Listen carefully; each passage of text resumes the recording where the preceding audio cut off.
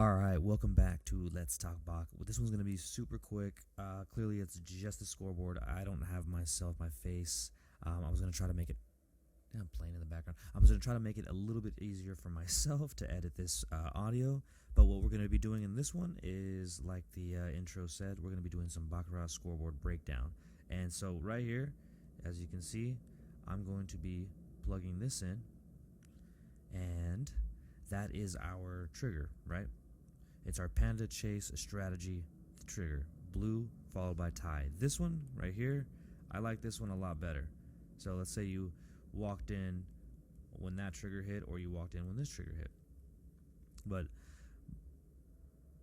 either way, whichever spot you walked in on, it's obviously profitable. We can see here. And gosh, this fucking plane. But it's obviously profitable.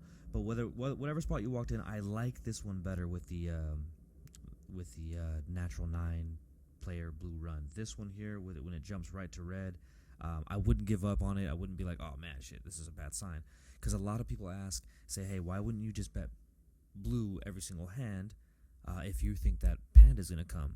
Well, it's because I think that, and I always bet that panda's gonna come. I just don't know when it's gonna come, and I know it's not gonna come every hand after that blue tie trigger.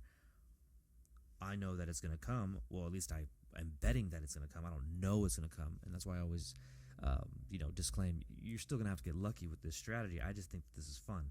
You come to a shoe, you've seen that the target's met. Let's say all these hands were already dealt, and you're like, okay, 1, 2, 3, 4, 5, 6, 7. He's on the 8th hand, so even if I missed 8, 9, and 10, right? I've only bet $75. I lost $50, and I won. Well, our bet is $25. I don't know if I've already mentioned that. That's been previous videos. That's kind of what our betting strategy is. But you can make it whatever you want, $5, $1, $10, whatever your casino allows, with the limit it's going. And more importantly, whatever your bankroll allows. So if we did that $25 bet, that's why I said we would have lost $50 there, because this was all depleted. You don't have to worry about it. And then you hit that panda for 25 times 25, which is $625. So you lost 50, you're up 575 just for those 3 hands bet. And then let's say you stuck around and went blue. You see it goes blue again. You see it goes blue again. You're like, okay, cool. And then it goes tie. You're like, wow, the trigger's met again. So to reiterate and to not confuse you, our bet per unit is $25. Unit, bet, whatever. The panda payout pays 25 to 1. And we already did the math on that. 25 to 1 on $25 is $6.25. But let's get started here. I don't know if this color is the right color to use. Was that black right there? Okay. So there's our trigger. We're betting 1, 2, 3, 4, 5, 6, 7, 8, 9, 10 hands. If we were to have played this shoe all the way through like that, kind of playing here, waiting, whatever, and we saw, here we go, it goes blue, blue, blue, triggered again. We didn't bet any of those hands here, right? We didn't bet any of these, but the trigger happened again. So now here we are. We bet 1, 2, 3, 4, 5, 6, 7, 8. Let's just say 9 and 10 red. Let's just say we missed those. So obviously you know what 10 plus 10 is. That's 20 bets total that we made on Panda, that we would have placed on Panda. 20 bets total, or units, right? 20 units, 25 to 1. Because if we were to hit every single one of those, we would have paid 25 times 25. Every single one of those bets.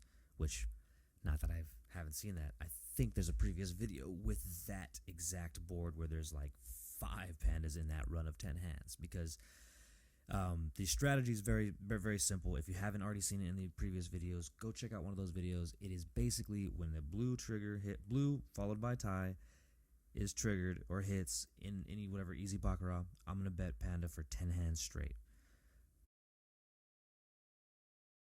If I'm trying to chase a base bet to cover my my losses on the bonus bets, then sure, I'll take a random guess at what I think it's going to be, banker or player. And that may sound crazy, because it's like, okay, does that conflict? Well, if I think it's going to be banker, then why would I bet why would I bet Panda? Well, one is insuring the other, right? If we're literally just guessing, one is going to insure the other bet. So hopefully, if I'm wrong about Panda, then I'm right about Banker, and I get paid even money or maybe a small profit. If I'm wrong about Banker and it's Panda, then I get paid a huge profit. If that doesn't make sense to you, then I'll probably have to explain that again in another video. So let's move on to that 20 bets that we made. So out of those 20 bets, we saw that we hit, let's see if that shows up better. We hit 1, 2, 3, 4 pandas. So 20 minus 4 is easy, 16. So we lost a total of 16 of our bets. Our bet being, unit being $25, right? 16 times 25 is 400. So we are down $400 for that whole betting of 20 hands. Which was pretty crazy because it was so close together. Sometimes it chains like that, which I think I demonstrated in a separate video. It chains like that a lot, and it's very risky because then it ends up you betting Panda a lot of the hands, which this strategy was designed so you wouldn't be betting the bonus every single hand of every single shoe that you sit down and play, and that you could go and walk into the casino and say, oh wow, look at the triggers met. Oh wow, 1, 2, 3, 4 hands are already gone. That means if I did chase 6 hands more, in total I'm only risking $150 or your bet times 6, right? And I blasted 2 of those pandas. So I only risked 150, lost 100. I don't want to get into that math over here. Let's stick to this one right here. So once again, we're back to our 20 total bets. We lost 16 of those bets, so 400. Now all we have to do is figure out what 4 times 25 to 1 would be, right? So we hit the Panda 4 times, it pays 25 to 1. So now we got paid 100 to 1 on our total bet. So 25 times 100, pretty simple. Let's delete some of this. Well, maybe not. I'll keep it there. But pretty simple. What is it? 2,500. Then we take that minus 4. Our total profit for this shoe, 20 hands bet, is $2,100. Cool, right? $2,100. So thank you guys for joining me. I hope that helps. I'm going to be doing these, like I said, once a week. If I can do twice a week or whatever, however many scoreboards I can get my hands on. And of course, I do want to get back into dealing the shoe out myself, hand shuffled, hand dealt, and see what kind of results happen there. I did recently do like a double dragon, back-to-back dragon.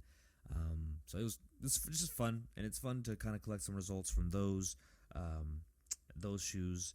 And be able to get some more when I can't do it at work, because we're kind of under like a no phone policy and stuff, and I don't want to risk trying to snag, little snapshots of scoreboards. Yes, had the permission before, but the new memo might make it difficult for me. But thank you guys again for joining and trying out the strategy. I did have another player shout out to you. I didn't get your name. That was rude of me, but shouts out to you. The gentleman sitting in the middle seat on the Ez Baccarat table, he said he had hit a couple of pandas using the strategy. So that'd be cool if I can get a testimonial from him. Maybe he'll comment. But anyway, thank you guys so much for watching. I'm going to have more videos like this, maybe side-screened like you've seen with my face. We'll see as I get better at editing. Thanks a lot, guys. Thanks for joining me at Let's Talk Bach.